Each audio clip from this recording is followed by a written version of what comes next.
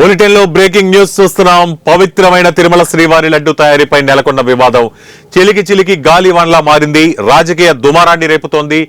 రాష్ట్ర రాజకీయాల్లో మాటల యుద్ధానికి తెరతీసింది. ఆరోపణలు ప్రత్యారోపణలకు కారణమైంది.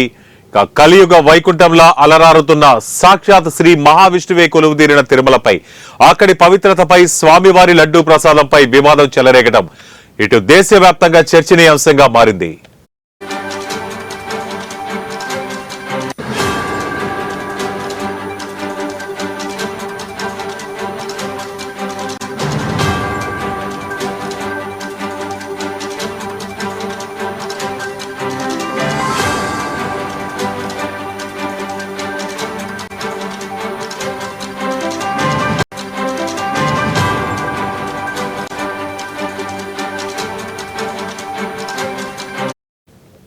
ఇక భక్తులు పరమ పవిత్రంగా భావించే తిరుమల లడ్డూ ప్రసాదంలో కలిపే నెయ్యిలో జంతువుల కొవ్వు కలిసిందని ఆంధ్రప్రదేశ్ లో రాజుకున్న వివాదం ఇప్పుడు దేశవ్యాప్తంగా చర్చనీయాంశమైంది.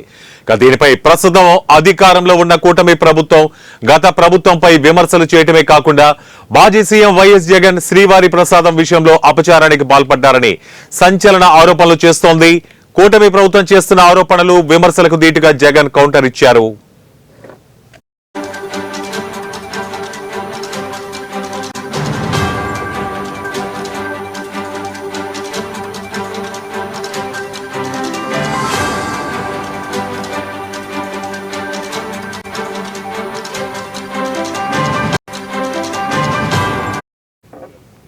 ఇక వైఎస్ జగన్ సెప్టెంబర్ 28న తిరుపతిలోని శ్రీ వెంకటేశ్వర స్వామి ఆలయాన్ని సందర్శించనున్నారు.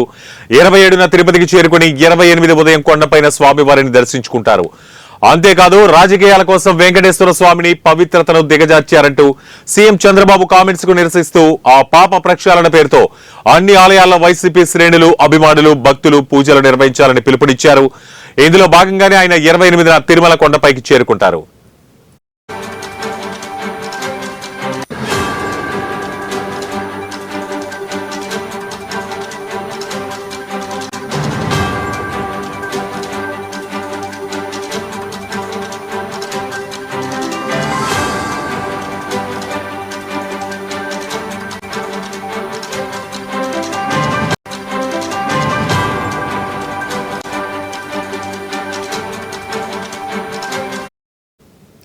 గత వైసీపీ హయాంలో తిరుమల శ్రీవారి లడ్డూ ప్రసాదంలో జంతువుల కొవ్వు, నూనెలు కలిశాయనేది ప్రస్తుత ప్రభుత్వం చేస్తున్న ప్రధాన ఆరోపణ.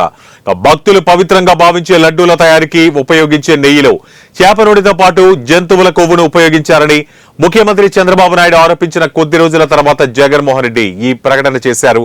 ప్రస్తుతం ఇదే ఏపీలో రాజకీయ దుమారానికి దారితీసింది.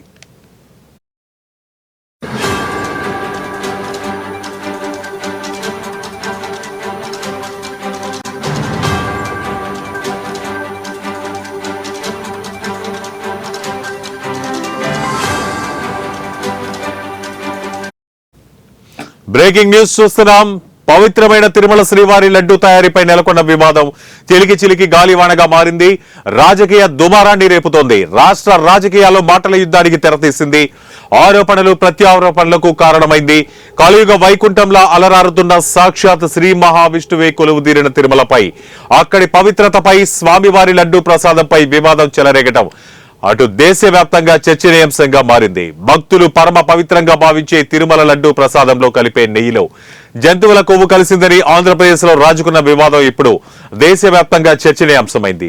దీనిపై ప్రస్తుతం అధికారంలో ఉన్న కూటమి ప్రభుత్వం గత ప్రభుత్వంపై విమర్శలు చేయటమే కాకుండా మాజీ సీఎం వైఎస్ జగన్ శ్రీవారి ప్రసాదం విషయంలో అపచారానికి పాల్పడ్డారని సంచలన ఆరోపణలు చేస్తోంది. కూటమి ప్రభుత్వం చేస్తున్న ఆరోపణలు, విమర్శలకు ధీటుగా జగన్ కౌంటర్ ఇవ్వడం జరిగింది.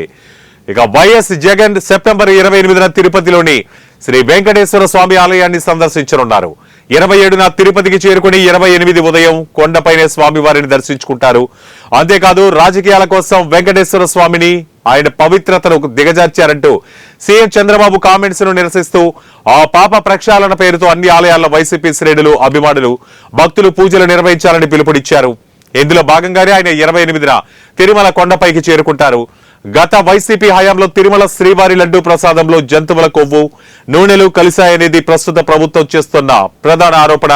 భక్తులు పవిత్రంగా భావించే లడ్డూల తయారీకి ఉపయోగించే నెయ్యిలు, చేప నూనెతో పాటు జంతువుల కొవ్వును ఉపయోగించారని ముఖ్యమంత్రి చంద్రబాబు నాయుడు ఆరోపించిన కొద్ది రోజుల తర్వాత జగన్మోహన్ రెడ్డి ఈ ప్రకటన చేశారు. ప్రస్తుతం ఇదే ఏపీలో రాజకీయ దుమారానికి దారితీసింది.